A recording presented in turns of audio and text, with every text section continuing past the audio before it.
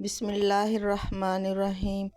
حضرت ابو ہریرہ بیان کرتے ہیں، رسول اللہ صلی اللہ علیہ وسلم نے فرمایا، جب مسلمان یا مومن بندہ وضو کرتا ہے اور وہ اپنا چہرہ دھوتا ہے تو آنکھوں کے دیکھنے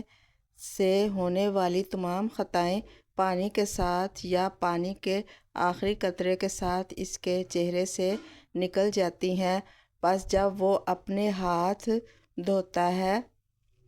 تو اس کے ہاتھوں سے جو خطائیں سرزد ہوتی ہیں وہ پانی کے ساتھ یا پانی کے آخری قطرے کے ساتھ اس کے ہاتھوں سے نکل جاتی ہیں۔ پس جب وہ اپنے پاؤں دھوتا ہے تو اس کے پاؤں سے جو خطائیں سرزد ہوتی ہیں پانی کے ساتھ یا پانی کے آخری قطرے کے ساتھ اس کے پاؤں سے نکل جاتی ہیں، حتیٰ کہ وہ گناہوں سے صاف ہو جاتا ہے۔ راہ مسلم، حدیث 200